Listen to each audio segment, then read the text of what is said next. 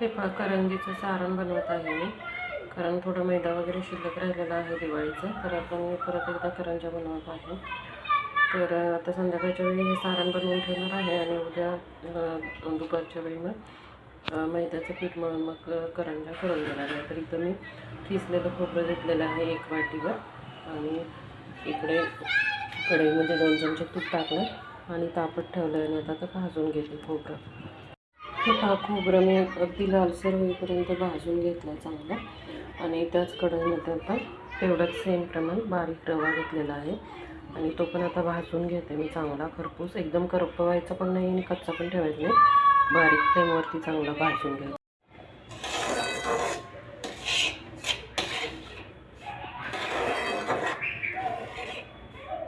रवा भाजते बघा, गॅस एकदम बारीक केलेला आहे. तर मग माझ्या ते मैदा वगैरे शिल्लक राहिलेला आहे, तर मग शंकरपाळ्या वगैरे केलेला मी. करंजी करायची राहिलेली, मग म्हटलं चला आता करून घ्यावी.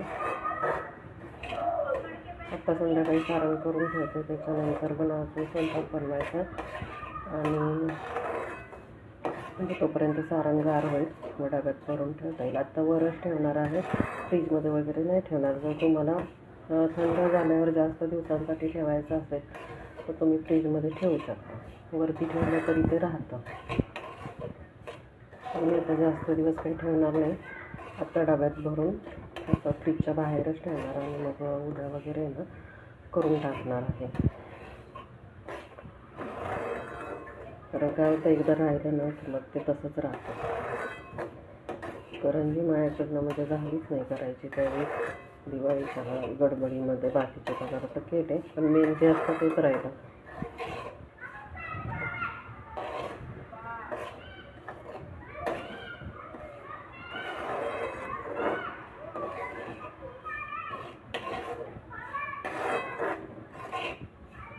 चला तर रवा भाजेपर्यंत दुसऱ्या स्वयंपाकाची तयारी करते. थोडंसंच बनवायचं स्वयंपाक.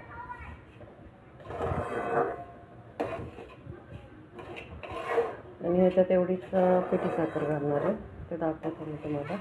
ड्रायफ्रूट्स नाही घालणार, कारण करंजी फुटण्याची मला जरा भीती वाटते आणि आवडत नाहीत आमच्यात करंजीमध्ये ड्रायफ्रूट्स.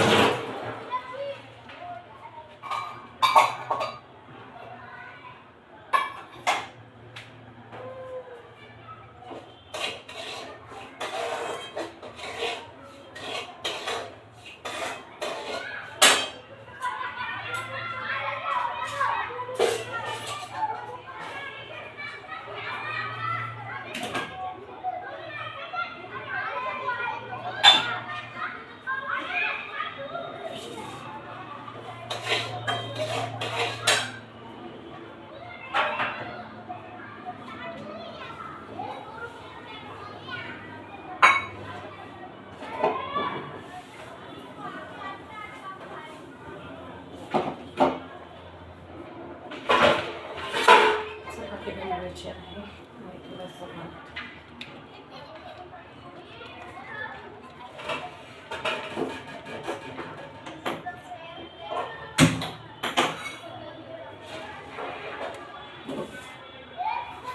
दुपारी मी बाहेर आल्याच्यानंतरच बनवणार होते. मी तुला सांगितलेलं की मी बाहेर निघाले म्हणून. खूप म्हणजे बाहेर आले असंच होतं, कारण आलं जेवण पण व्हायचं होतं. जेवण वगैरे पण केलं. त्याच्यानंतर नको वाटतं सगळं मला शक्य करायला. मी ते दिवाळीचं केलेलं त्यामुळे आता कंटाळा पण येतो. पण म्हटलं की त्या मैदा वगैरे आहे तर तो कारण ते जास्त दिवस ठेवला की आपण वापरला तर बरं. आणि थोडा नाही आहे, जास्त आहे, जवळ 1-1.5 किलो आहे. मग म्हटलं करूनच घ्या. आणि त्यानंतर खाण्याची इच्छा पण होती सगळ्यांना, पण त्यावेळी ते जमलं म्हणून म्हटलं आपण करून घ्यावं.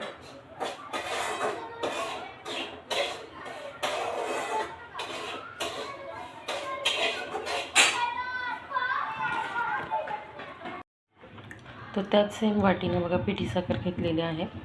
आता हे खोबरं आणि रवा भाजलेला आहे या साईडला आणि आता ही पिठी साखर मी त्याच्यात घालते आणि हे सगळं सारण मिक्स करून घ्यायचं. हाताने वेलची पावडर घालायची थोडी.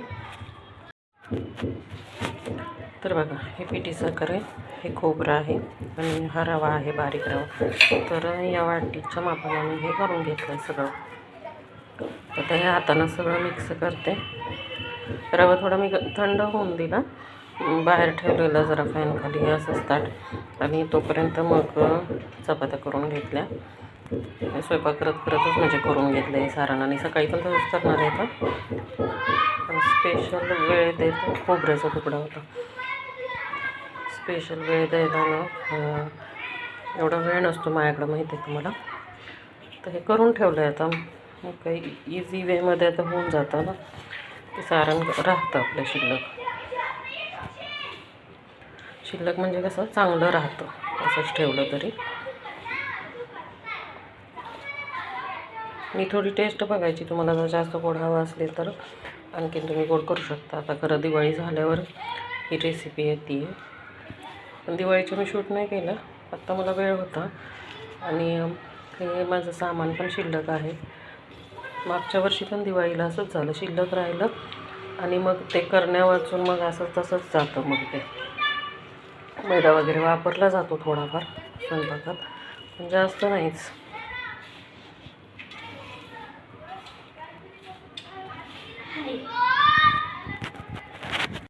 तर बघा किती छान सारण झालेलं आहे. जरा पिठी साखर चाळून घ्या तुम्ही, थोड्या गुटुळ्या अशा राहतात त्यामुळं चाळून घ्या पिठी साखर. आणि बघा किती छान झालं आहे सारण. त्याच्या मी करंजा बनवीन तेव्हा पण दाखवीन तुम्हाला. तर 8:45 वाजलेत आता. स्वयंपाक पण झाला, म्हणजे चपाती झाला, भाजी, भात केला पातेला मध्ये. हे बनवतच मी करून घेतलं स्वयंपाक. अगोदर खोबरं भाजून घेतलं. खोबरं कसं लगेच करपतं ना, मग थोडं थांबून भाजून घेतलं. आणि रवा भाजायला वेळ लागतो, मग तोपर्यंत बाकीचं हळूहळू करून घेतलं एका साईडनं.